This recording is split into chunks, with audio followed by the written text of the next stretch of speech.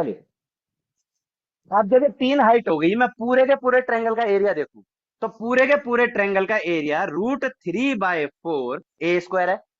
भाई पूरा का पूरा ट्रायंगल है मेरे पास, इक्विलेटरल ट्रायंगल है। इक्विलेटरल ट्रायंगल का एरिया क्या कहता है? √3/4। अब अगर ए बी सी, ये डी, ये ई और ये एफ, ठीक है, और बीच में क्या हो गया? जी। अब तीन ट्रायंगल बन रहे हैं, ए जी बी, ए जी सी और बी जी और सी, ये बन रहे हैं। तो एक बात बताओ, इन तीनों ट्रायंगल का sum, triangle one triangle two, ऐसे लिख लेता हूं, triangle one plus triangle two plus triangle three, इन तीनों का सम भी तो इसी के बराबर होगा। होगा नहीं होगा? तो जब मैं ट्रायंगल वन को देखता हूं, तो ट्रायंगल वन क्या है मेरा? ट्रायंगल वन है ट्रायंगल ए जी बी, यही है। ए जी बी के अंदर बेस क्या है? ए बी, और हाइट क्या है? एफ जी, है भाई। तो इसका मतलब 1/2 इंटू में, 1/2 इंटू में ए बी आ गया बेस, और एफ जी क्या आ गया? हाइट। एफ जी क्या आ गया? हाइट। ऐसे प्लस एंगल टू, बी जी और सी, बी जी और सी, इसमें बेस क्या आ गया? बी सी, और हाइट क्या आ गई? डी जी, हाइट यही आ गई। तो 1/2 इंटू में बी सी इंटू में डी जी, आ गई। थर्ड वाला ए जी सी, बेस क्या आ गया? ए सी, और ई जी क्या आ गई? हाइट, प्लस 1/2 इंटू में ए सी इंटू में ई जी, ई जी। अब एक चीज नोट करना, ये बेस है ए बी, ये बेस है बी सी, और ये इसका है ए सी। ये तीनों तो एक में है, ये तीनों तो बराबर हैं, ये तीनों के तीनों क्या है? बराबर है। तो इसका मतलब ए बी बराबर है बीसी के, बीसी बराबर है किसके? ए सी के। That's mean it is the situation of equilateral triangle that A B equal to B C, then B C equal to A C, as well as A B equal to A C, and A C equal to A B. Same है, तो ये सारे बराबर हैं। तो यहां से मैंने कॉमन निकाला 1/2, और ये तीनों चीज कॉमन निकाल दी, इन तीनों चीज को ए लिख लू। तो 1/2 ए, 1/2 ए, ब्रैकेट के अंदर F G plus, F G plus D G plus E G, ठीक है, equal to √3/4 A square, 3/4 A square. Square से ये खत्म, इस टू से ये खत्म, ठीक है। अब ये ओनली ए बचा। अगर मुझे साइड निकालनी हो ए, अगर मुझे साइड निकालनी हो ए, तो फॉर्मूला क्या है? अगर साइड निकालनी हो मुझे ए, तो ये रेसिप्रोकल चला जाएगा ना इधर। तो रेसिप्रोकल क्या चला गया? 2/√3 bracket F G plus D G plus E, E G, E G, इसको मैं क्या कह सकता हूं? और, ठीक है, HEIGHT, sum of heights of all small triangles. बात समझ आ गई? यही तो है, सबकी हाइट है, सबकी हाइट हो गई ना। तो मतलब 2/3, हम फॉर्मूला इतना ही याद करते हैं, इतना ही सिखाया था ना मैंने, कि 2/3 सम ऑफ हाइट्स ऑफ ऑल, ठीक है, क्लियर है? ठीक है। यहीं से मैंने आपको एक चीज बताई थी कि एरिया कैसे निकालते हैं, अगर ये हाइटें दे रखी हो तो 1/√3 सम ऑफ ऑल साइड स्क्वायर, यही बताई थी ना, कि एरिया, एरिया अगर आपको ये हाइट्स दे रखी हो, तो एरिया क्या निकलता है? 1/√3, 1/√3, 1/√3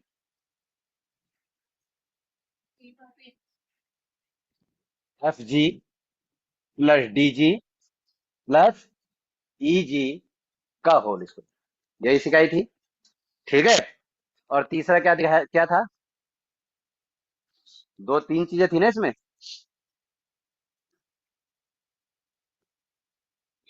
भाई तो बताई थी, 2:1। अब इससे आगे चलेंगे आज, ठीक है।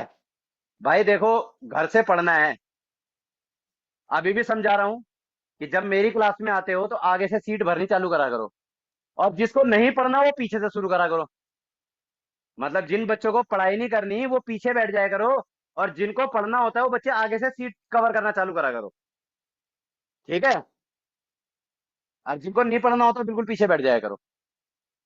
अंडरस्टूड हो जाएगा, ध्यान देना ही नहीं उधर। अगर सीटें आगे खाली हैं और बच्चा आते ही पीछे जमावड़ा ले रहा है, तो इसका मतलब कि उसकी थिंकिंग क्या है, पढ़ने की नहीं। मेरी क्लास का यही रूल रहेगा भाई। आगे से सीटें भरनी चालू करा करो। ठीक है। और मजा जब आए, जब मैं रिवीजन कराऊं और आप साथ साथ तोते की तरह टका टक फॉर्मूले बोलो। मजा उसमें आता है ना, टीचर को जोश आता है ना टीचर को। क्या फायदा आप यहां तक आ रहे हो, क्या कहते हैं, पढ़ भी नहीं रहे घर पे, और यहां तक आ रहे हो आपको कुछ आ ही नहीं रहा, पिछली क्लास का कुछ आ ही नहीं रहा, तो ऐसे कैसे नौकरी लगेगी। चलिए, मिटा दूं, मिटा दूं। ठीक है। अब यहां से आते हैं, आपने सुना होगा सरकम सर्कल और इन सर्कल, बाह्य वृत्त और अंतः वृत्त। बाह्य वृत्त और अंतः वृत्त इक्विलेटरल के अंदर।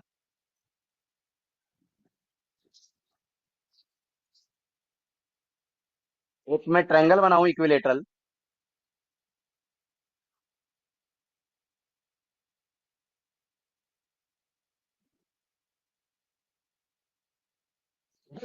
ये ये क्या हो गया, सरकम सर्कल। ये ओनली फॉर इक्विलेटरल ट्रायंगल। ठीक है।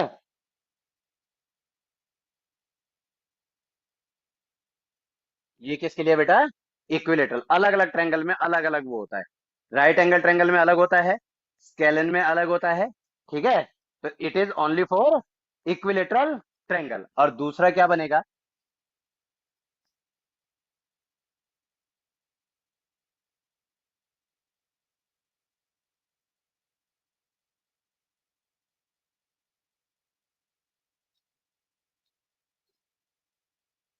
इन सर्कल।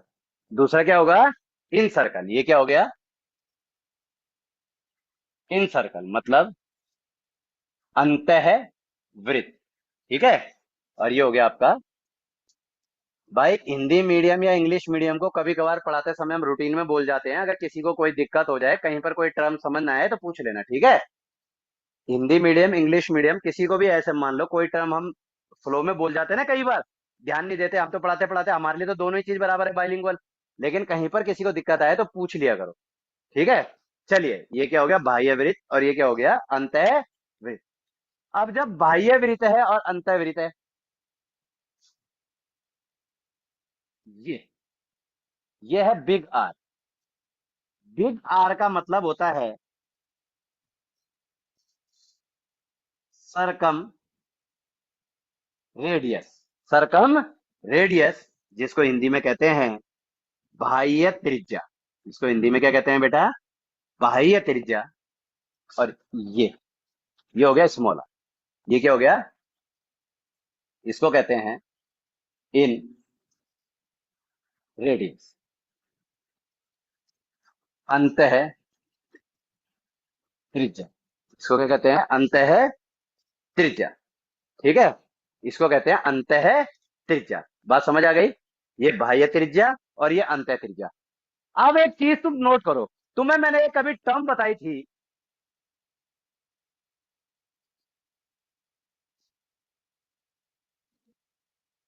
दो रेशो, दो रेशो, ये दो है, ये, और ये कितना है, एक।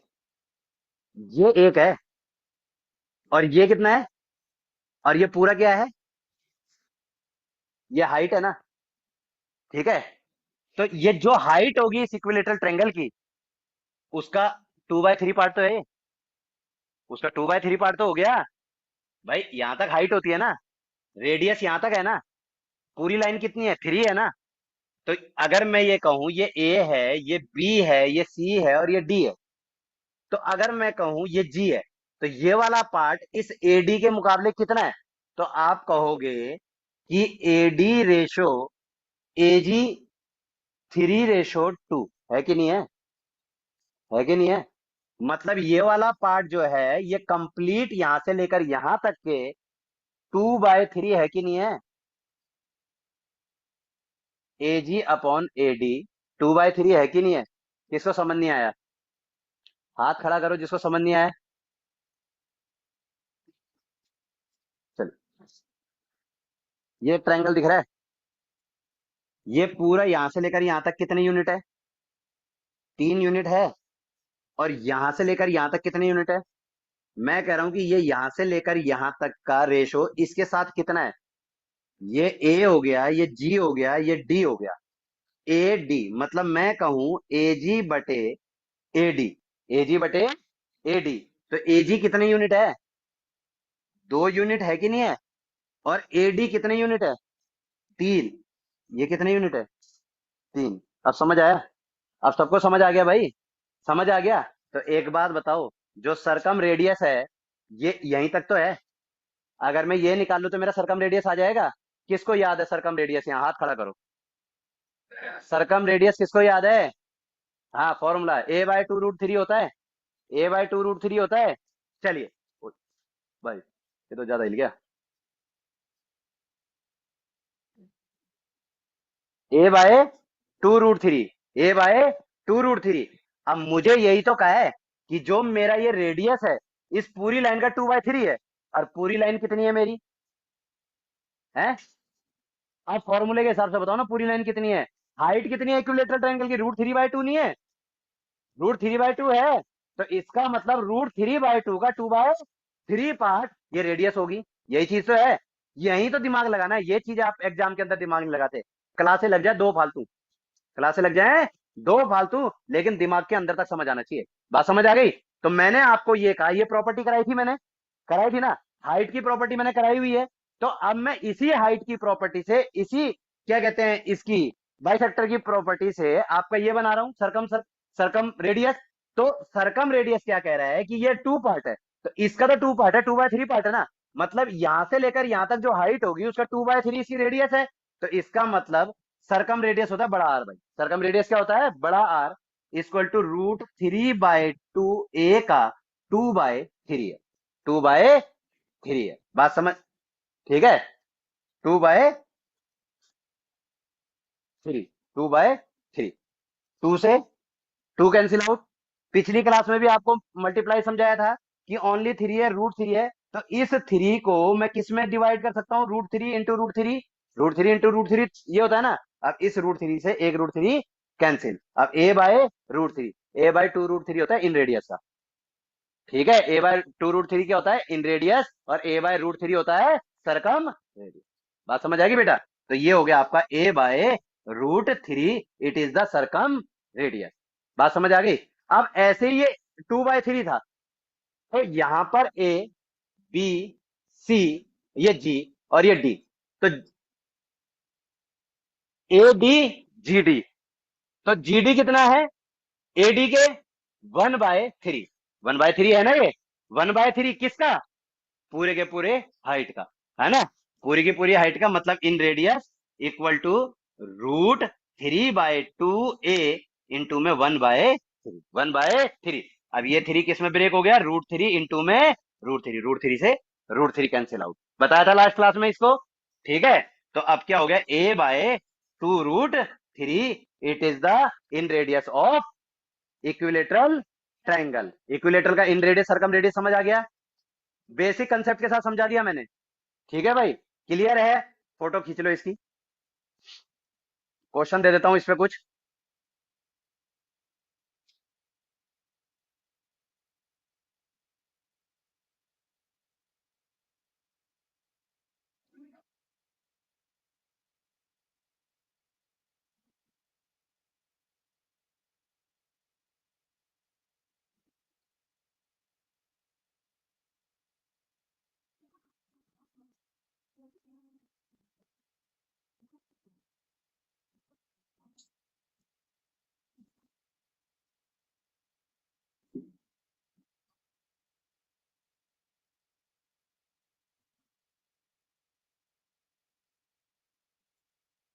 चलिए कुछ, आप एक काम करें, क्वेश्चंस देता हूं मैं अभी आपको।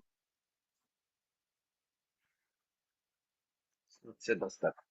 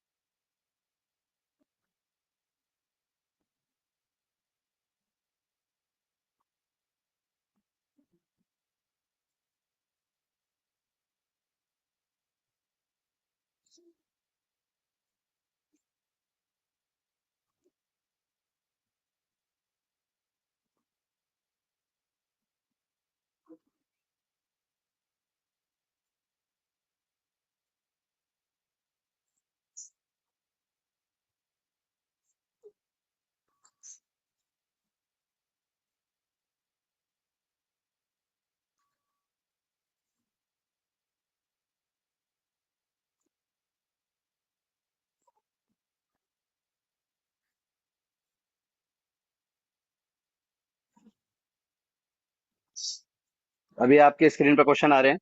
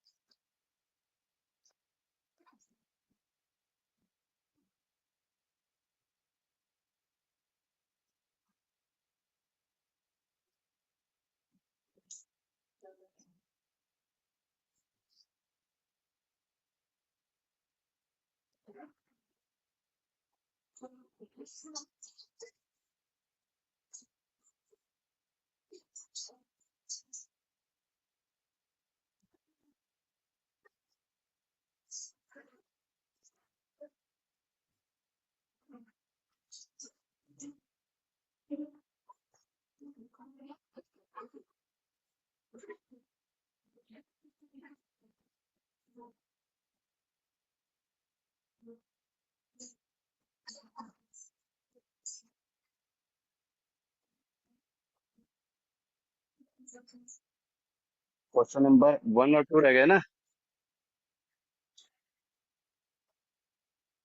चलो 1 और 2 भी आ जाए। अब इनको करते हैं 10 क्वेश्चन को लगभग।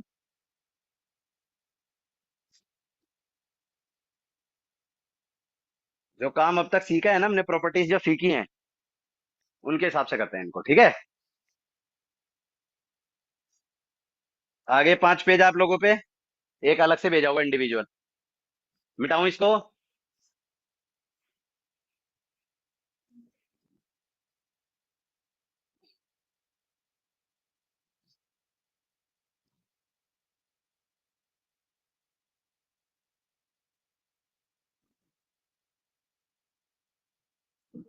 चलिए, पहला क्वेश्चन देखें। भाई सारे के सारे अपने उसमें देखें question. The height of an equilateral triangle is 9√3। Height कितनी है इक्विलेटरल ट्रायंगल की? 9√3। Find its perimeter and area. अब मुझे एक बात बताओ, question number 1, height √3/2a equal to कितना है? 9√3, यही तो है। उसने क्या कहा, हाइट जो है 9√3 है, तो इसका मतलब √3 से √3 cancel out. A equal to कितना आ गया? 18। इसका मतलब आपके पास एक इक्विलेटरल ट्रायंगल था, एक equilateral triangle A B C, और ये जो इसकी हाइट थी डी, ये कितनी थी हाइट? 9√3। ये कितनी थी? 9√3। 9√3 थी। मैंने 9√3 को सॉल्व करा, तो ए जो है मेरा, ए कितना आ गया? 18। ए कितना आ गया बेटा? 18। अब एक बात बताओ, तीनों साइड 18 18 और 18, पेरीमीटर क्या होता है? पेरीमीटर होता है 3a, तो मतलब 18 × 3 equal to 54। Okay. Area, area क्या होता है? 1/, सॉरी, √3/4 ए स्क्वायर होता है ना ये। तो क्या हो जाएगा? √3/4 इंटू में 18 इंटू में 18, 4 को काटा तो 9 इंटू में 9 रह गया, 9 × 9 = 81√3। It is the area of equilateral triangle. जब फॉर्मूले आएंगे कोई दिक्कत है क्या? समझ नहीं आया? क्या समझ नहीं आया बताओ? है? कौन सा पीस है? अरे पेरीमीटर क्या होता है? पेरीमीटर सारी लाइनों का नाप तो होता है। जब एक लाइन 18 आ गई, तो 18, 18 18 36, और 18 54। फॉर्मूले नहीं पढ़े होंगे घर जाके? ये वाला एरिया, एरिया का फॉर्मूला क्या होता है? √3/4 a² होता है। ये समझ आ गया? ये आ गया ना? तो एरिया का फॉर्मूला याद है? काटा ये वाला, 2 दूनी 4, 2 दूनी 4, 2 निम 18, फिर 2 से काटा 2 निम 18। ठीक है, 2 से 2 बार काटा है। ठीक है, अब समझ आ गया? समझ आया भाई कि फॉर्मूला याद होगा तो सवाल कोई टफ नहीं है। मिटाऊं? कर प्रोनाउन पढ़ के आना भाई, जितनी पढ़ाई थी। ठीक है, इंग्लिश का तो मैं सब्स्टिट्यूट टीचर हूं जब तक मैडम नहीं आती। ठीक है, लेकिन अपनी प्रोनाउन पढ़ के आना, क्लास में आते ही सुनूंगा। एक रूल कराया था ना पर्सनल प्रोनाउन तक का, आते ही सुनूंगा भाई क्लास में, और जिसको नहीं आता होगा बाहर कर दूंगा। मिटाऊं बेटा इसको? चलो, क्वेश्चन नंबर 2 देखो। सिर्फ हमने फॉर्मूला एप्लीकेबल करना है बस, जो हमारे पास है।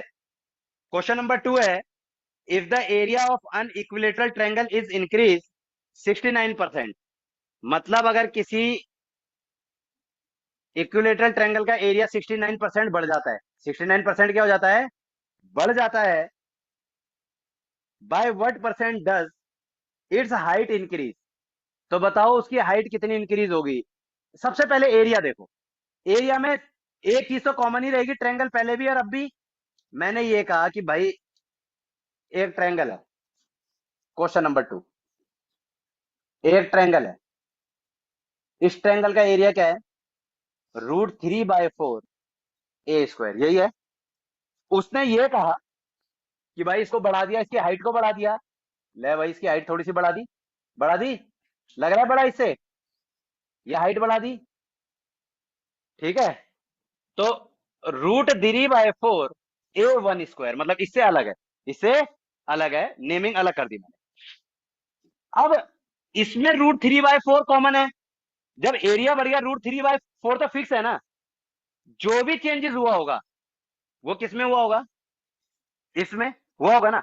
इसका मतलब क्या है कि √3/4 a², अगर छोटे वाले को मैं इसके बराबर करना चाहता हूं, छोटे वाले को अगर मैं इस वाले के बराबर करना चाहूं, तो मुझे क्या करना पड़ेगा? इनटू में 169/100, 169/100, 169% बढ़ गया ना।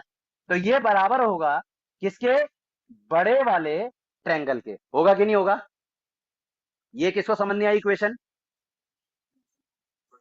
है? अभी बताऊंगा बेटा, अभी बताऊंगा। सिर्फ हाथ खड़ा कर लो जिसको समझ नहीं आई।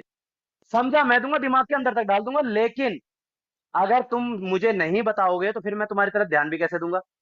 मैंने ये कहा, सुनो बेटा, मैंने ये कहा, छोटे से एग्जांपल से लेते हैं कि मुझे ना 20% एक्स्ट्रा मिला है। इसको जितना पैसा मिला है ना, इससे 20% एक्स्ट्रा मुझे मिला है। मैंने ये कहा कि 100 रुपए इसको मिला है, मुझे 20% एक्स्ट्रा मिला है, तो कितना एक्स्ट्रा मिला है? 120। मतलब इसका छोटा अमाउंट, मेरा 20% बड़ा अमाउंट, है ना। अब अगर मुझे इन दोनों को बराबर करना है, तो मुझे इसमें क्या करना पड़ेगा? 20% एक्स्ट्रा मिला है ना, तो 100 तो अपने आप में कंप्लीट होता ही है, और जो एक्स्ट्रा मिला हुआ उसके साथ जोड़ देते थे, कितना हो गया? 120%। 120% हो गया ना 120%। तो इसका मतलब इसका 120/100, इसका 120/100, 100 से 100 कैंसिल आउट, अब आ गया ना 120। आ गया कि नहीं आ गया? मैंने यही कहा इस क्वेश्चन के अंदर कि मेरे पास एक छोटा ट्रायंगल था, छोटा ट्रायंगल था, इसकी हाइट बढ़ा दी हमने, ज्यादा दे दिया, बढ़ा दे दिया इसको। कितना बढ़ा दे दिया? मतलब इसका 69% फालतू, इसका 69% फालतू। तो फालतू का मतलब कम होता तो नीचे आता।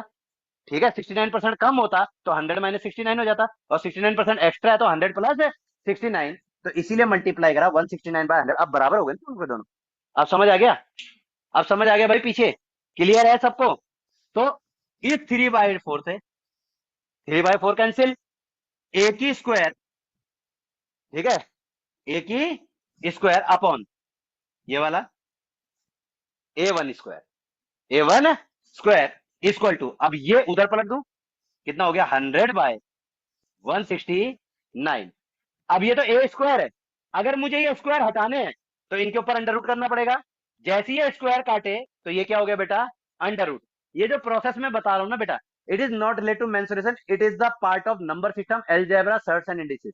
बात समझ आ रही है? तो इसीलिए कहते हैं कि हर चैप्टर जो है आपको सीखना जरूरी है। वो चैप्टर भी आपके आगे हो जाएंगे, ठीक है। लेकिन अभी ये समझो, सिर्फ अभी फैक्ट को समझो कि कैसा हो रहा है वो, ठीक है।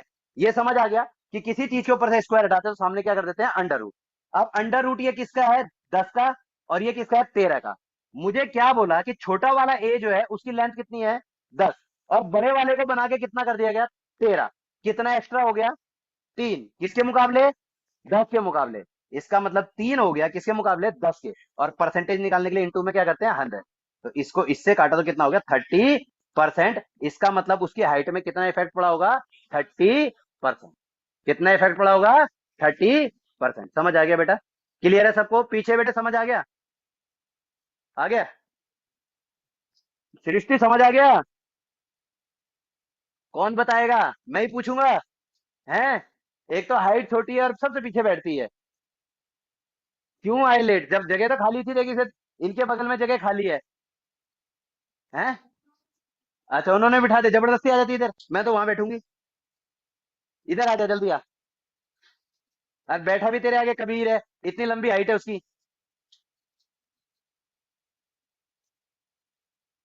वो भाई जगह तो थोड़ी सी आगे करना बेटा चेहरे पे।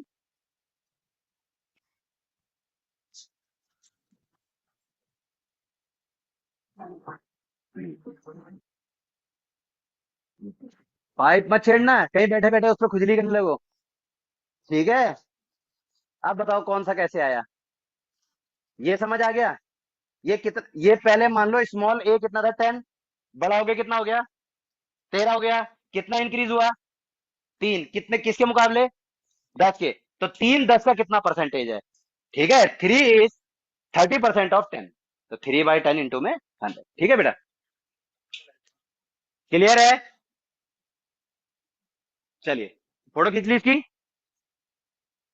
एक बच्चा बढ़िया सी पीडीएफ बना के भेज देना ग्रुप में, ठीक है, ताकि नोट्स कंपाइल हो जाए, नोट्स की तरह तो है ये। चलो, मिटा दूं?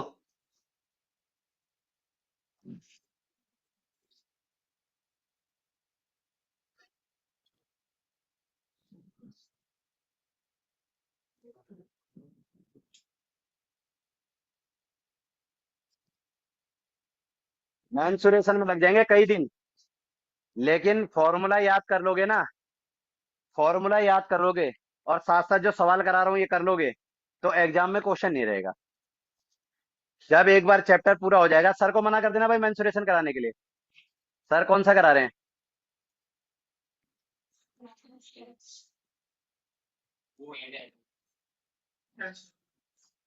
बोट एंड स्ट्रीम का आखिरी है ना, इसके बाद सर को कहना है इनको नंबर सिस्टम और सर्ट्स एंड इंडिसेस करा दें, ठीक है। ठीक है बेटा, मेंसुरेशन साथ साथ क्वेश्चन ले आया मैं, ठीक है। तो साथ साथ क्वेश्चन कराता रहूंगा, एक एक टॉपिक के क्वेश्चन करा रहा हूँ, ओनली इक्विलेटरल के चल रहे हैं, इक्विलेटरल के 10 क्वेश्चन है तुम्हारे पास, ठीक है। चलो, आगे देखो, 2 हो गए। Question 3, what is the ratio of area of incircle to the area of circumcircle in equilateral triangle. बहुत क्वेश्चन आता है पेपर में, टायर 1 का पेट क्वेश्चन है एसएससी का, ठीक है।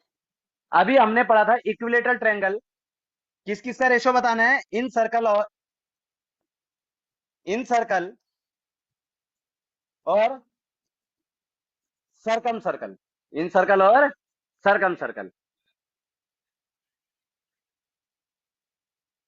एक बात बताओ, सर्कल का फॉर्मूला होता क्या है, पढ़ाऊंगा तो बाद में सर्कल, लेकिन सर्कल का एरिया क्या होता है, सर्कल का एरिया जो होता है वो होता है pi R square, pi R square. बात समझ आ गई? अब इन सर्कल का छोटा आर और सरकम सर्कल का बड़ा आर, मतलब अंत सर्कल और इसका एरिया। तो एरिया जो होगा, पाई तो कॉमन है, इसका जो आर होता है, इसका आर क्या होता है, A/2√3 का होल स्क्वायर, यही होता है भाई पाई आर स्क्वायर। तो इसका आर क्या होता है, A/2√3, अभी पढ़ा था ना थोड़ी देर पहले। और सरकम सर्कल का क्या होता है, पाई A/√3 का स्क्वायर, A/√3 का स्क्वायर, यही होता है बेटा। पाई से कैंसिल, ए स्क्वायर बाय 2 दूनी 4, 4 तिया 12। कैसे होता है? 2 गुणा 2 √3 गुणा में √3, ऐसे ही होगा बेटा ये, ऐसे ही होगा। 2 गुणा 2, 2 बार ये आएगा, 2 बार √3 आएगा, आएगा ना। √3 और √3 क्या हो जाएगा? 3, और ये 4, 4 × 3 12, जब आया है। बात समझ आ गई? इसको ऐसे एरो करके ऐसे सर्कल में डाल दो, कैलकुलेशन है, ठीक है। ताकि कई बच्चे मेरी तरह है ना, जिनको बिल्कुल कम आती है मैथ, तो उनको कैलकुलेशन पता चल जाए कैसे करें, ठीक है। मेरी तरह ही हो। चलो, ये क्या हो जाएगा? A/√3, और √3 की A² √3 इंटू √3 क्या होता है? √3 में √3, तो 3 हो जाता है ना बेटा। अब काटना चालू करते हैं, कैंसिल आउट, कट गया। 3 × 1 = 3, 4, ये 1 इधर और 4 इधर, 1√4। एरिया का रेशो क्या हो जाएगा? 1:4। ये क्या हो गया? इन सर्कल, और ये क्या हो गया? सरकम सर्कल। सरकम सर्कल बड़ा होता है ना, तो सरकम सर्कल का एरिया ज्यादा, इन सर्कल छोटा, ठीक है। इसका एक तरीका और है, अगर आप इन सर्कल और सरकम सर्कल का रेडियस याद कर सकते हो तो, रेडियस रेशो, रेडियस रेशो अगर आप इन सर्कल और सरकम सर्कल का याद कर सकते हो, तो इनका रेशो यही निकाल लो, आर रेशो बड़ा, आर रेशो बड़ा, 1:2 होता है, 1:2। इसका क्या होगा? A/2 √3, और A/√3, है ना। ए से ए कैंसिल आउट, 3 से 3 कैंसिल आउट, √3 से √3 कैंसिल आउट, तो यहाँ 1 बच गया, तो 1 यहाँ चला गया और 2 यहाँ चला गया। तो इनके रेडियस का रेशो क्या होगा? 1:2, 1:2। कभी भी सर्कल का क्वेश्चन आ जाए और आपको एरिया का रेशो पूछा और रेडियस का रेशो है आपके पास, तो इसका क्या कर देंगे हम? आर का स्क्वायर, इसका क्या कर देंगे? स्क्वायर। तो ये क्या आ जाएगा? एरिया। क्या आ जाएगा बेटा? एरिया। यानी आर, आर का स्क्वायर और आर का स्क्वायर, आर का स्क्वायर और आर का। तो ये क्या आ गया? 1 का स्क्वायर 1, और 2 का स्क्वायर 4, आ गया ना। ठीक है, क्लियर है? क्या समझाना है बता। फॉर्मूला आता है? फॉर्मूला आता है, आ गया ना। पाई से पाई कैंसिल आउट, इसका स्क्वायर A², इसका स्क्वायर 12, कैसे है? 2 × 2 और √3 × √3, 4 × 3 = 12, ठीक है। A² और √3 आ गया। काटना ही तो है, ए से A² कैंसिल आउट, रेशो में कट जाते हैं ना आमने सामने वाले, ठीक है। ऐसे नहीं कटेंगे, ऐसे ऐसे कट जाएंगे, ऐसे ऐसे ऐसे, ठीक है। कैलकुलेशन आपको आनी चाहिए बेटा, कैलकुलेशन बेसिक तो आती, ठीक है। A² से A² कट गया, 3 × 3 3 × 4 = 12। अब ये क्या बचा? ये बचा है 1/4, रेशो 1/1।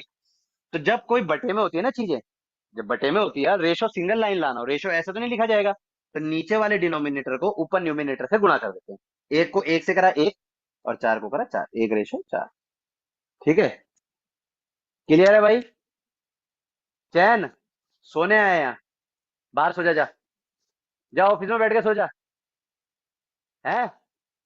हमारी भी तबीयत खराब है भाई, खराब थी विभू की ग्राउंड में सुबह, तेरे को तो पता ही नहीं, तू तो लेट आया था। कौन था? ये था भाई, थी तबीयत खराब भाई सुबह से, स्थिति भी नहीं है मेरी खड़े होने की। लेकिन जो अपना काम है, जब तक काम से पीछे हटेंगे तो करेंगे क्या। और पूरा ग्राउंड करवा के आया हूँ सुबह। तू यहाँ आके सो रहा है, उठा भी 7 बजे होगा। टीचर का मनोबल मत गिरा करो यार, आगे पढ़ा रहा है टीचर और आप पीछे। हाँ बेटा, अच्छा, सारी फ्री, नहीं पढ़ना तो कह दो कि सर हमें पढ़ना ही नहीं।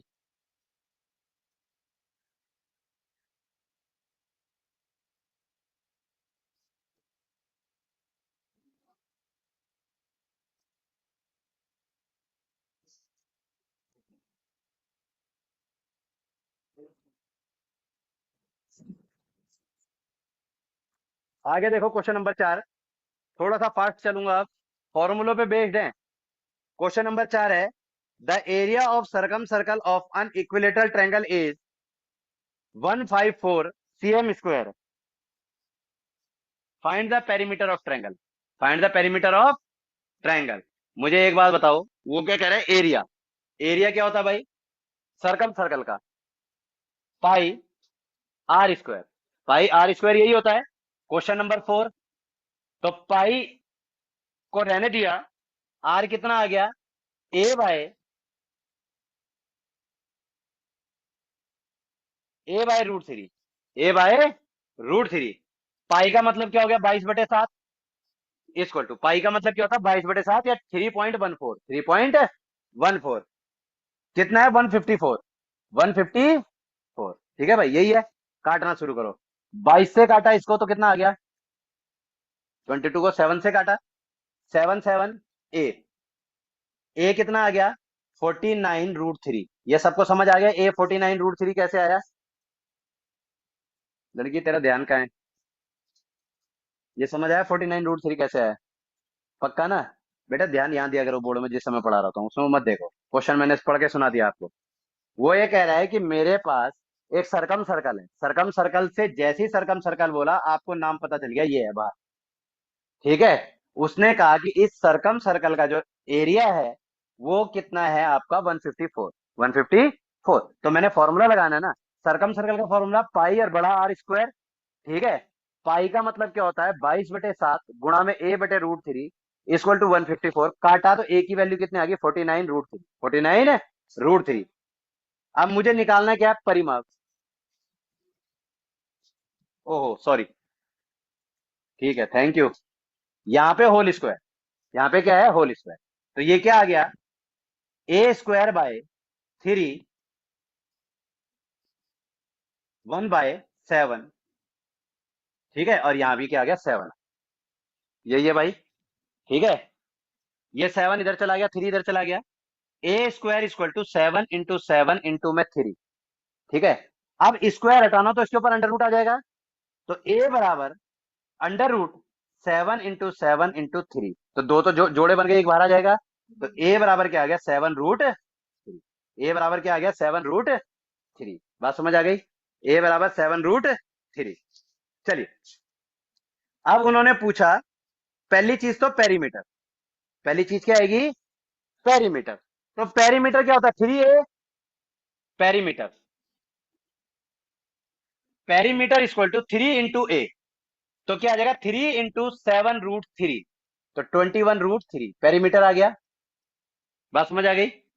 दूसरा क्या पूछा है उन्होंने, बस एक ही चीज पूछिए, एक ही चीज पूछिए, पेरीमीटर। ठीक है।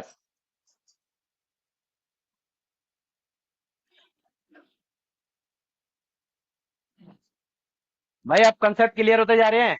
देखो जो साथ साथ पढ़ेगा उसके तो कंसेप्ट क्लियर होते जाएंगे, और जो सोचेगा कि मैंने पढ़ना नहीं, भाई मैं कुछ नहीं कर सकता। मैं ही क्या, फिर तो आप भी कुछ नहीं कर सकते। साथ साथ पढ़ना पड़ेगा, जो चीज समझ नहीं आ रही फॉर्मूले समझा दिए सारे, इक्विलेटरल ट्रायंगल समझा दिया, ऐसा तो नहीं करा खिचड़ी पका दी और फिर इक्विलेटरल ट्रायंगल ही करा रहा हूं आपको। जो प्रॉपर्टी कराई है उसी से रिलेट क्वेश्चन आ रहे हैं। ठीक है। और ऐसे ही आते हैं पेपर में, all the question are relate to previous year. सब प्रीवियस ईयर के क्वेश्चन है ये जो आए हुए हैं एग्जाम के अंदर, और ऐसे ही आएंगे। फॉर्मूले याद नहीं होंगे, मेंसुरेशन का कोई फायदा नहीं। कौन, हाँ इसको ऐसे रूट कट जाता है ना, किसी भी चीज के रूट को 2 बार गुणा करते हैं तो नंबर बाहर आ जाता है, √a × √a equal to a। ठीक है।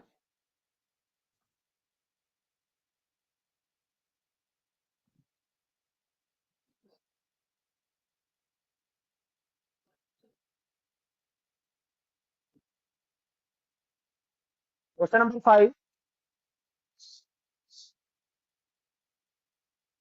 in an equilateral triangle G is centroid, the length of AG is 8 centimeter. The length of G is 8 centimeter.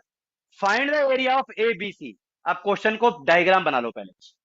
वो ये कह रहा है एक ट्रायंगल है मेरे पास ए बी सी, ये देखो इधर, यहां ध्यान देना सारे, ए बी सी। जी क्या है, सेंट्रॉइड। जी क्या है, सेंट्रॉइड। और जी की लेंथ कितनी है, 8। जी की लेंथ 8 है। इसका मतलब एक बात बताओ, मेरा यूनिट क्या बोलता है, ये 2 है ये 1 है, यही तो बोलता है। तो जब ये 2 है तो 2 की वैल्यू कितनी आ गई, 8। तो 1 की कितनी आएगी, 4 आ जाएगी। और पूरी की पूरी ए से डी तक कितनी हो जाएगी? 12। और ए से डी तक क्या है? √3/2 ए इक्वल टू 12। क्या सही लिखा है? किसको समझ नहीं आया हाथ खड़ा करो।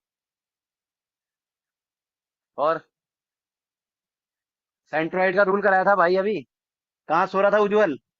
अभी क्लास के शुरू में सेंट्रोइड का रूल कराया था कि अगर ऐसे लाइन खींचोगे और यहाँ पे ए होगा, ये जी होगा और ये डी होगा, तो ये 2 होगा और ये 1 होगा, कराया था, है ना? तो वो एग्जाम के अंदर यही तो दे रहा है कि एजी आपका सेंट्रोइड है। एजी क्या है? सेंट्रोइड। और एजी की लेंथ कितनी है? 8। मतलब हमारे हिसाब से 2 यूनिट है और उसके हिसाब से कितनी है? 8। इधर देख अब यार, उसके अंदर कहाँ घुसेगा? यहाँ देख। ठीक है, हमारे हिसाब से 2 1 है, ए डी पूरी की पूरी 3 है। कराया था ना 2/3 1/3 और पूरा का पूरा। तो ये 8 है, तो इसका मतलब 2 की वैल्यू कितने के बराबर है? 8 के। तो 1 की वैल्यू कितने के बराबर हो गई? 4। तो ये नीचे वाला कितना है? 4। पूरी लाइन ए से डी तक 8 और 4 क्या हो गई? 12। 12 हो गई ना? और ये यहां से लेकर यहां तक इक्विलेटरल ट्रायंगल की हाइट होती है। और हाइट का फॉर्मूला क्या होता है? √3/2 ए ही तो होता है। √3/2 ए, यही होता है ना? √3/2 ए कितना हो गया? 12। कितना हो गया? 12। तो करते हैं इसको। ए बराबर 12 इंटू में 2/√3। 2/√3। अब इस 12 को मैं तोड़ू, 4×3 12 होते हैं। 4 इंटू में √3 इंटू √3 हो सकता है। इसको तोड़ू तो 4 इंटू में √3 इंटू में √3 इंटू में 2/√3, ये बन सकता है इसका। भाई ये 4 और इन दोनों को मिला के 3, तो 4×3 12 हो गया ना? मैंने इस √3 के लिए सेटिस्फाई कर दिया ना इसको। √3 से √3 कैंसिल आउट हो गया। ये कितना हो गया? 4×2 = 8। 8√3। इसका मतलब ए की वैल्यू कितनी हो गई? 8√3। 8√3। ये कैलकुलेशन समझ आ रही है? 8√3। अब एरिया निकालने के लिए कहा है इसने। क्या निकालने के लिए कहा है? एरिया। एरिया क्या होता है? एरिया होता है √3/4 a²। √3/4 a²। तो √3/4 इंटू में 8, √3 इंटू में 8√3 हो गया। 4 से काटा तो कितना हो गया? 4×2 = 8। 8×2 = 16। 16×3 = 48। √3 3 होता है ना? 8×2 = 16। 16×3 = 48√3। तो एरिया कितना हो गया? 48√3 आंसर। 48√3 centimetre square. समझ आ गया भाई? समझ आ गया?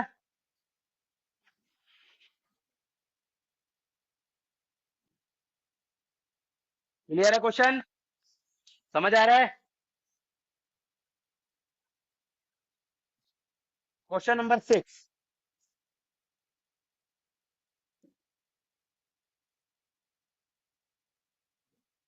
क्वेश्चन नंबर 6 है,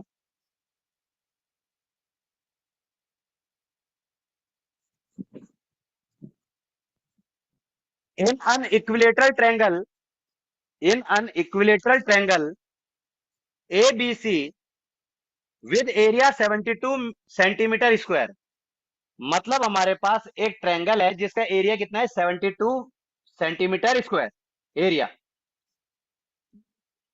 जी is the centroid and D is the midpoint of B C. Find the area of triangle G B D. ठीक है, बड़ा आसान है। बताए थे 3 बराबर ट्रायंगल और 6 बराबर ट्रायंगल। याद आ गया? कोई बारीक है काम? सिर्फ डायग्राम बनाना आना चाहिए। सबसे पहले तो उसने इक्विलेटरल ट्रायंगल बोला, तो मैंने क्या करना है? इक्विलेटरल ट्रायंगल ड्रॉ करना है। Equilateral triangle. अब उसने कहा क्या है कि जी डी जो है ना, बी और सी पे मिड पॉइंट है। तो यहाँ डी आ गया, अंडरस्टूड है। यहाँ ए आ गया, अंडरस्टूड है। ठीक है। और जी इज द सेंट्रॉइड। तो सेंट्रॉइड का मतलब यहाँ पे आएगा। तो बनाया था ना एक ट्रायंगल, ए ऐसे, ए ऐसे। ठीक है, मतलब ये ट्रायंगल बराबर है इस ट्रायंगल के और ये ट्रायंगल बराबर है इसके। 3 बराबर ट्रायंगल हो गए। अब इसका एरिया मान लो पूरे के पूरे का। Area of, AREA, area of triangle A B C equal to 72 centimetre square. 72 centimetre square. तो इस एक का कितना है? बी जी और सी का पूछा उसने।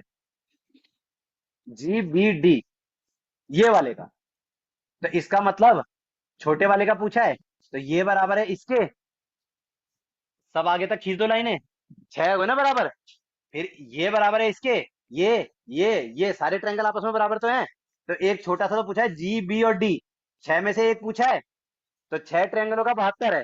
तो एक ट्रायंगल का कितना होगा?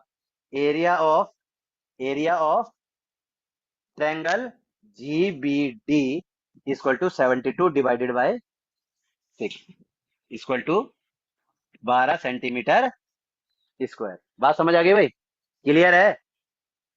गुड़िया, समझ आ गई आपको? बेटा समझ आ गई आपको? तुम तीनों को, जिसको समझ नहीं आई, इसका लालटेन नहीं जला तक। क्या समस्या आ रही है बता? मैंने आपको प्रॉपर्टी कराई थी, तीन हाइट जब आई थी, मैंने क्या बोला था कि जब ये सेंट्रॉइड बन जाते हैं इस पे ऐसे, और ये सेंट्रॉइडों को एक दूसरे की, सेंट्रॉइड एक दूसरे से काटते हैं, तो 1 2 3 4 5 और 6 बराबर ट्रायंगल आते हैं ना। जब इस पूरे के पूरे का आपका 72 है, तो इस एक ट्रायंगल का कितना होगा? मतलब जितने ट्रायंगल है उससे डिवाइड कर दोगे ना।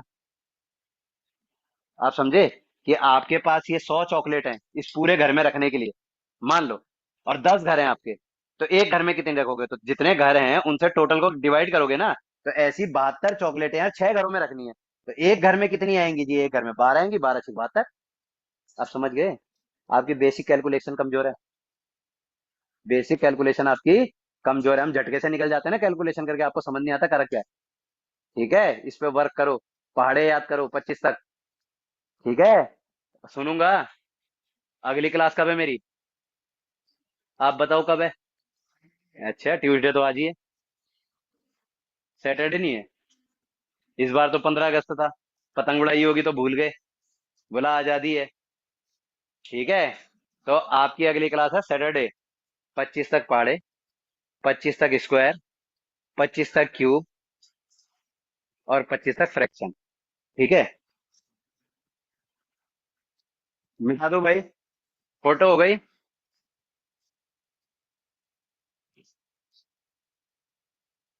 वाह,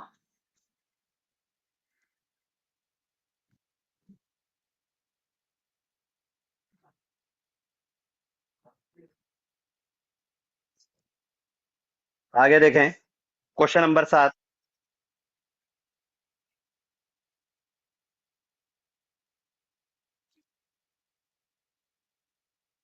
सेम क्वेश्चन है, from an interior point of an equilateral triangle perpendicular drawn to the three sides 4 5 6, find the height.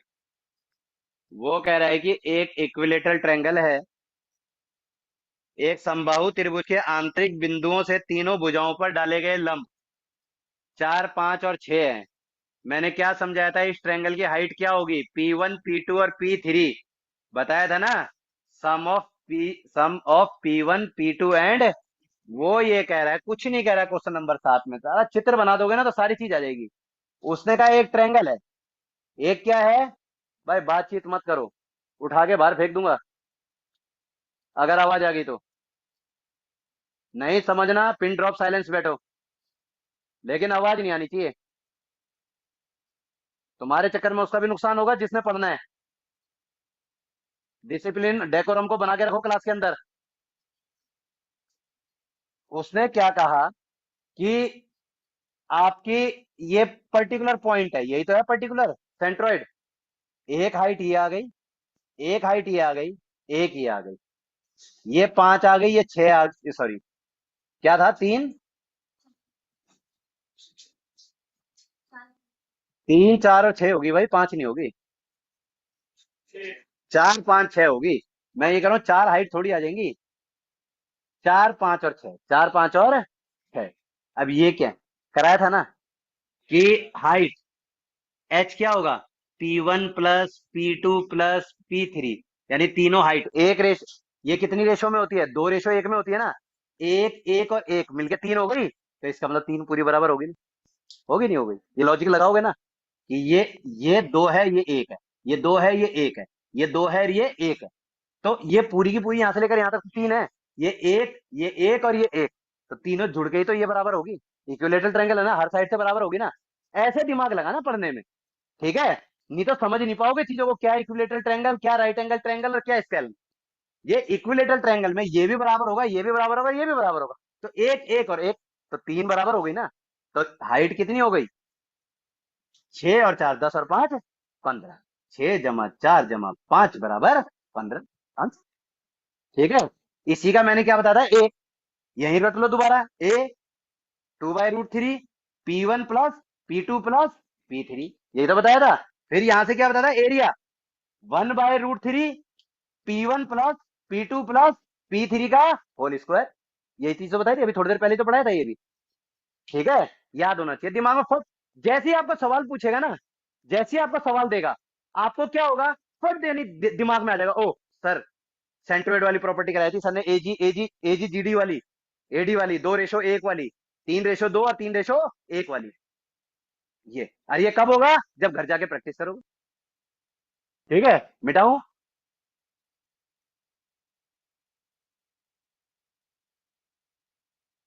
यह डेप्थ कि एक सिंगल टॉपिक करा रहा हूं अभी आपको, अभी तो बहुत जाना है हमने आगे, लेकिन सिंगल टॉपिक के ऊपर क्वेश्चंस भी पूरे करा रहा हूं आप। ठीक है। थोड़ी तबीयत साथ नहीं दे रही, नहीं तो अच्छी तरीके से कराता और यानी तेज फास्ट भागता हुआ कराता। आगे है question 8। The length of perpendicular drawn from an interior point O to the sides of equilateral triangle P1 P2 P3, same question है। ठीक है। P1 square plus P2 square plus P3 square equal to 50, P1 P2 plus P2 P3 plus P3 P1 equal to 48, area of equilateral triangle. ये जब भी कर पाओगे जब फॉर्मूले याद होंगे। ठीक है। एक फॉर्मूला होता है, एक फॉर्मूला होता है अलजेब्रा में, ए प्लस बी प्लस सी का होल स्क्वायर लिख लेना साइड में, ए प्लस बी प्लस सी का होल स्क्वायर। तो इस फॉर्मूले को कहते हैं ए का स्क्वायर प्लस बी का स्क्वायर प्लस सी का स्क्वायर प्लस 2ab प्लस B C plus C A. ये फॉर्मूला ऐसे खुलता है, जब एलजेब्रा चलेगा, जब फॉर्मूले करेंगे आपको। ठीक है। तो ये formula A plus B plus C का whole square, A square plus B square plus C square equal to, sorry, plus में 2 ब्रैकेट में A B plus B C plus C A, it is the formula of A plus B plus C का whole square. तो ऐसे ही इसने कहा कि there are three perpendicular on equilateral triangle, three perpendicular on equilateral triangle, one it is P1, then it is P2 and it is P3, they are three perpendiculars of different triangles। ठीक है। तो जब मुझे तीन perpendicular दे रखे हो, अभी तो बताया मैंने एरिया क्या होता है, एरिया होता है 1/√3 P1 plus P2 plus P3 का होल स्क्वायर, है ना, ए बी सी का whole square, A B C का होल स्क्वायर। तो खोल दू फॉर्मूला, तो ये क्या हो जाएगा, 1/√3 इंटू में, 1/√3 इंटू में ए स्क्वायर बी स्क्वायर सी स्क्वायर। ठीक है। Plus 2 P1 P2 plus P2 P3 plus P3 P1। ठीक है। अब देखो आपको क्या दे रखा है, उसने जो दिया है आपको, आपको दिया है कि P1 square P2 square P3 square 50, मतलब ये सारा का सारा मिलके कितना हो गया, 50। ठीक है। तो ये 50 हो गया ना, तो 1/√3 इंटू में 50 आ गया, प्लस 248, +248 आ गया भाई। करो कैलकुलेशन, 96,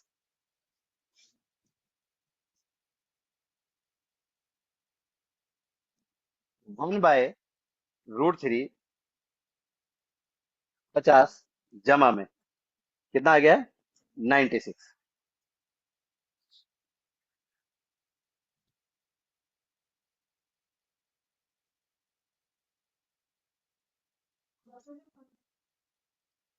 वन 46 तो आ गया भाई, नीचे का रूट ऊपर भी तो जाएगा।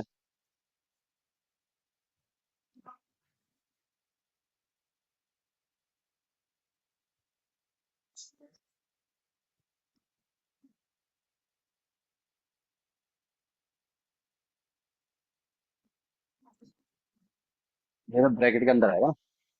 ठीक है।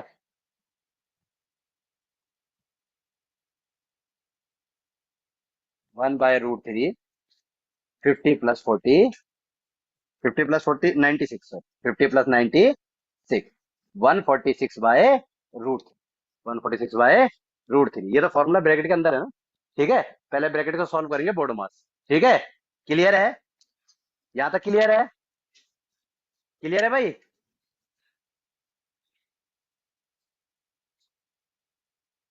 बताऊं।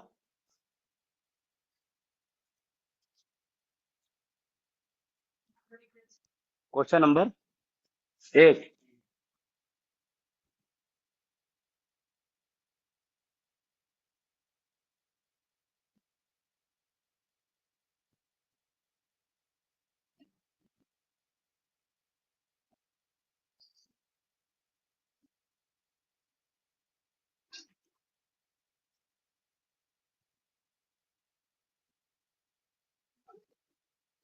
अरे वो कहाँ गया आज अनुराग राघव। हम्म। टेस्ट के हमारे नहीं आए।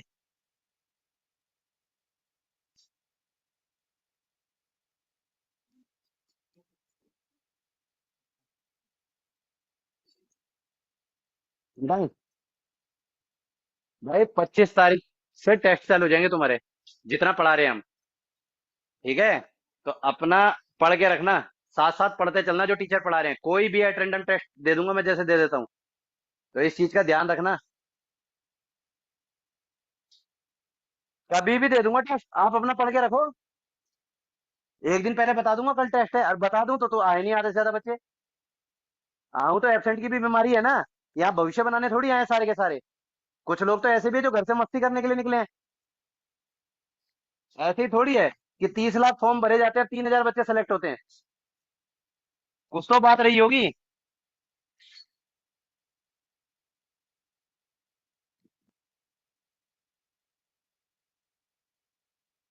चलो भाई, आगे देखो। A regular hexagon is formed by cutting off the three corners of an equilateral triangle of side 12 centimeter. Find the side of regular hexagon. देखो जो रेगुलर हेक्सागन होता है ना, वो कह रहा है कि उसकी साइड काटी गई है इक्विलेटरल ट्रायंगल के उसमें से। ठीक है। चलो इस क्वेश्चन को आप लेफ्ट कर दो, अभी ये आपके उसका नहीं है। इसको मैं बाद में कराऊंगा। ठीक है। इसको मार्क करके रखना कहीं। ठीक है ना। ये जब कराऊंगा जब हम हेक्सागन वगैरह पढ़ेंगे। ठीक है। फिर ये ठीक रहता है, नहीं तो ज्यादा वो करा दो तो फिर क्या हो जाता है, उथल पुथल हो जाती है, चीजें कंफ्यूजन हो जाती है। 10वां question. Find the maximum side of square that can be inscribe an equilateral triangle of side A.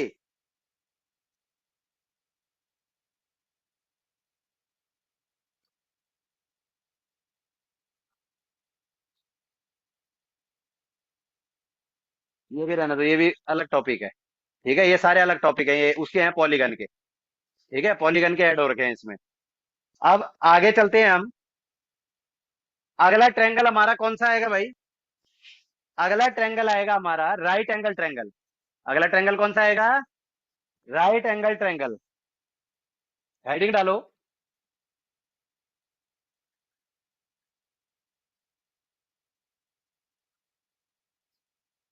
Right angle triangle.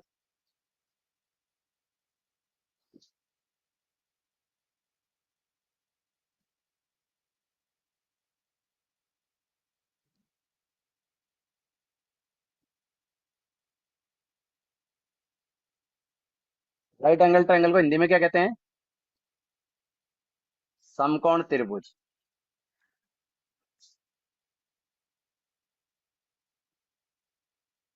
समकोण त्रिभुज क्या होता है।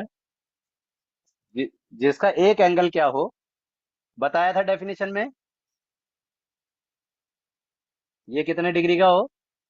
90 डिग्री। ये परपेंडिकुलर, ये बेस, ये हाइपोटेन्यूज। ठीक है।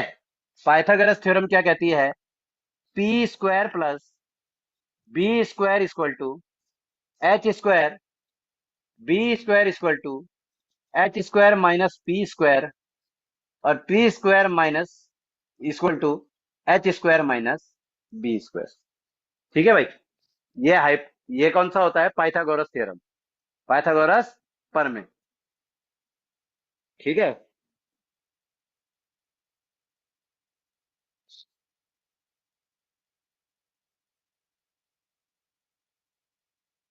ओहो, सॉरी, राइट एंगल नहीं, आइसोसेलेस था सेकंड। ठीक है, आइसोसेलेस था ना लिस्ट में। Sorry, I am sorry.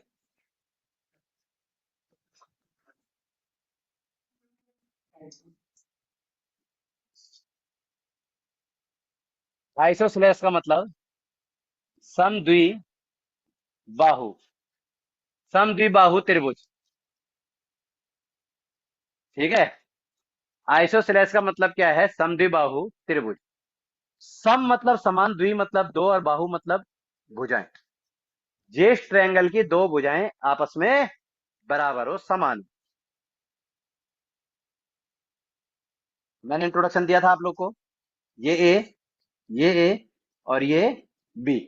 ठीक है, जब ये दो साइड्स बराबर हैं तो ये थीटा और ये भी थीटा, मतलब सामने वाले दो एंगल बराबर होंगे। और ये जो होगा, ये 180 माइनस टू थीटा, इन दोनों को जोड़ के 180 में से घटा दो, तीसरा ये निकलेगा ना, क्योंकि sum of all angle of triangle are is 180 degree, 180 degree. Clear है? समझ आ रहा है भाई? ठीक है। अब इसमें अगर पेरीमीटर देखा जाए, भाई बातचीत मत करो, मुझे पीछे से मस्तानी की आवाजें आ रही हैं। Perimeter a plus A plus A plus B, और 2a plus B, 2a plus B. Clear है?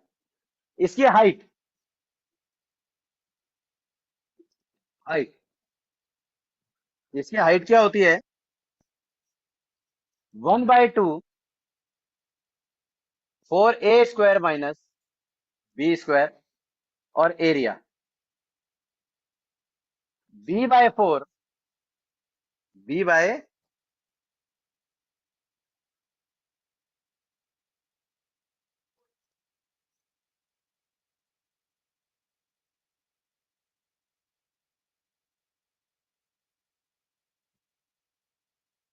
रूट 4a² माइनस ये। एक तो यही आइसोसेलेस खत्म हो जाता है। अगर मैं इतना करा दूं तो ये आइसोसेलेस खत्म है इसकी, जो वो है कि भाई आइसोसेलेस का एरिया ये हो गया, आइसोसेलेस का पेरीमीटर ये हो गया, आइसोसेलेस का हाइट ये हो गया।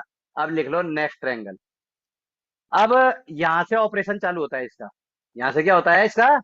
Operation, detailed explanation of isosceles. अब तक हमने क्या पढ़ा है? इक्विलेटरल। इक्विलेटरल में किसी को कोई दिक्कत है भाई? घर जाके प्रैक्टिस करोगे ना तो हो जाएंगे क्वेश्चन। ठीक है, प्रैक्टिस करना अच्छी से, लेकिन पढ़ना है, फॉर्मूले जरूर पढ़ने हैं। अब यहां से हम ऑपरेशन करना अगर इसका चालू करें तो हम बताएंगे, चलो पेरीमीटर तो हो गया कि हमने भाई तीनों रास्ते नापे, ए बी और ए, तो 2a+ हो गया। हाइट और फिर एरिया कैसे निकाला हमने? हाइट और एरिया कैसे निकाला? तो हाइट और एरिया निकालने के लिए हमें सेम इक्विलेटरल वाला काम इसके साथ करना पड़ेगा, परपेंडिकुलर इस पे ड्रॉ करना पड़ेगा।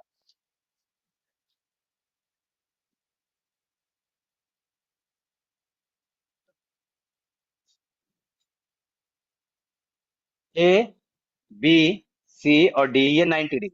ये क्या हो गया? 90 डिग्री।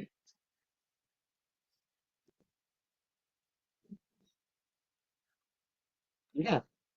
अब ये जब नीचे वाला बी है, ये ए है, ये ए है, ये एंगल बाई सेक्टर है, तो ये क्या हो गया? b/2, और ये क्या हो गया? b/, हो गया। ये ए हो गया, और ये भी क्या हो गया? ए। तो ये हाइट हो गई ना। तो पाइथागोरस क्या कहता है? अच्छा, अभी लिखा था मैंने पाइथागोरस कि hypotenuse square minus base square equal to perpendicular square. तो a² minus b² by 4 equal to h।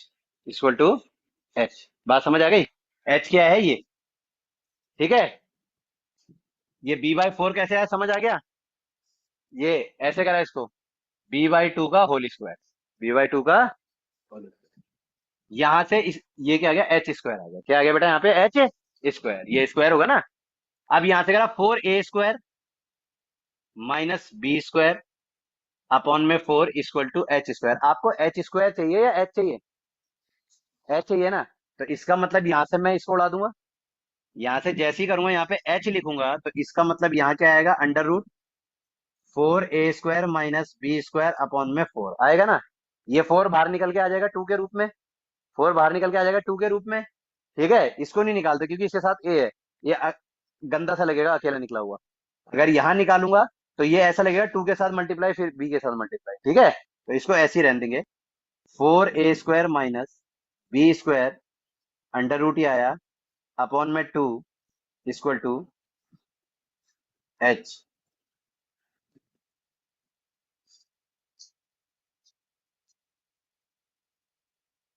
ओहो, गड़बड़ कहाँ रह गई? 1/2 भी तो आएगा।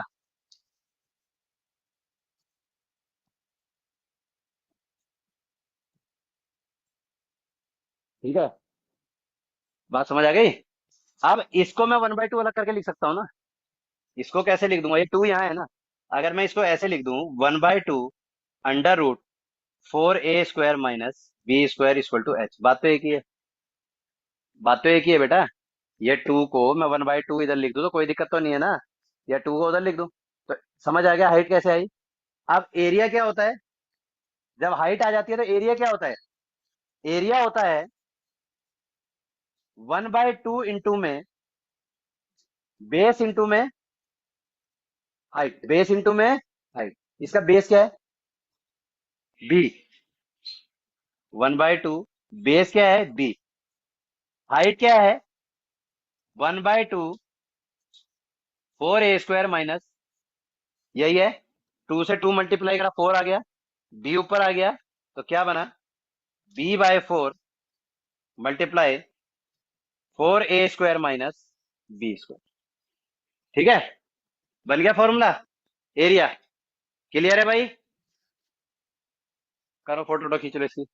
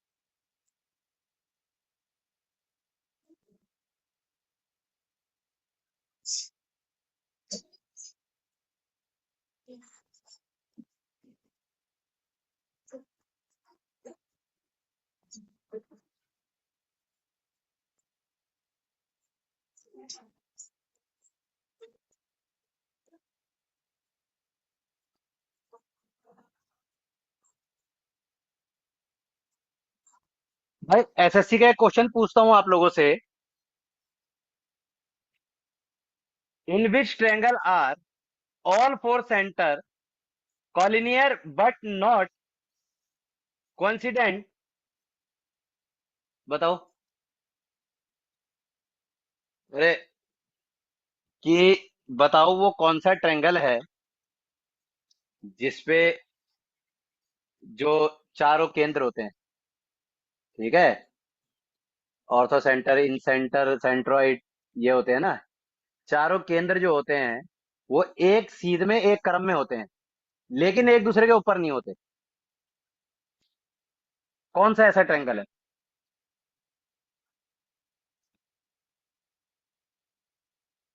तो विधानसभा का क्वेश्चन बन गया। अरे कौन सा ट्रायंगल पढ़ रहे हो? यही होता है। ठीक है। आंसर इसका आइसोसेलेस।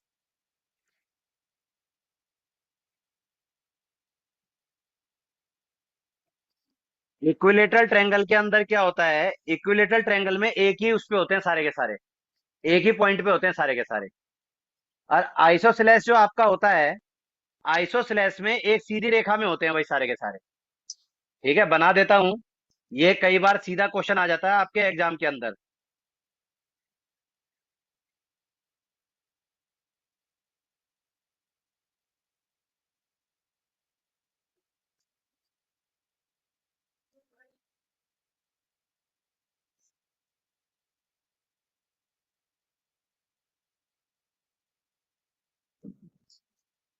बता दूं?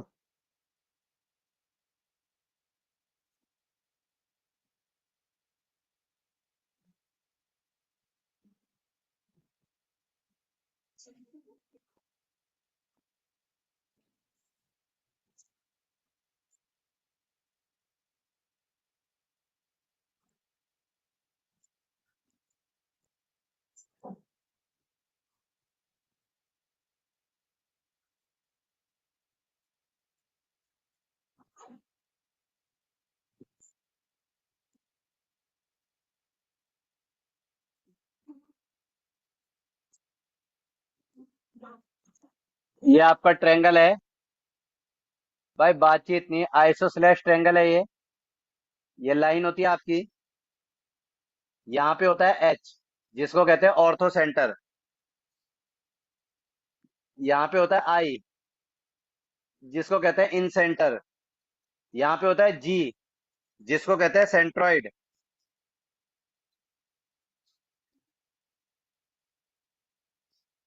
ठीक है। और यहाँ पे होता है ओ, जिसको कहते हैं सरकम सेंटर। जिसको क्या कहते हैं? सरकम सेंटर। सरकम सेंटर होता है बाहर से सर्कल बनाते हैं। इन सेंटर होता है कि जब अंदर अंदर से हम सर्कल बनाते हैं। सेंट्रोइड जब होता है कि जब मीडियंस इसके अंदर होती हैं। और ऑर्थो सेंटर होता है जब 90 डिग्री पे एक दूसरे को, हमारे जो मीडियंस है वो एक दूसरे को काटती है, सामने भी परपेंडिकुलर बनाती है। ठीक है, ये चीज है। ये चारों के चारों एक कॉलिनरी होते हैं। क्या होते हैं ये? कॉलिनरी। ये क्वेश्चन आता है भाई आपके उसमें पेपर में।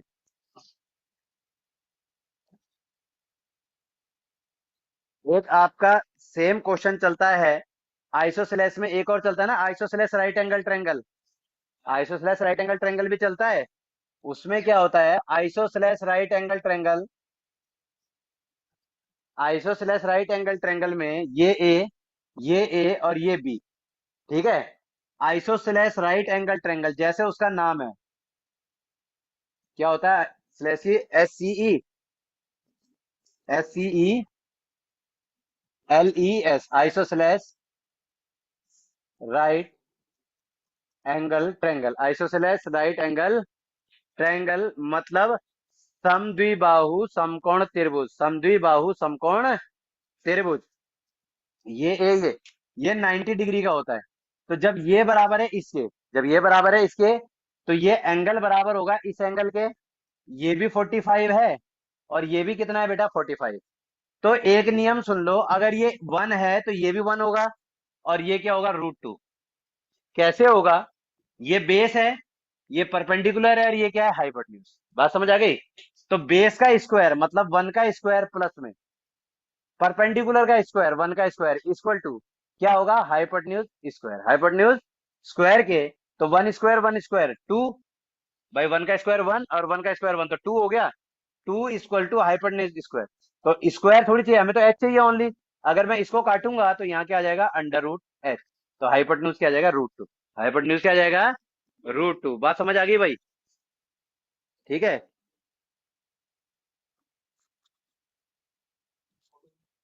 हम्म, मैंने, चलो फोटो खींच लो।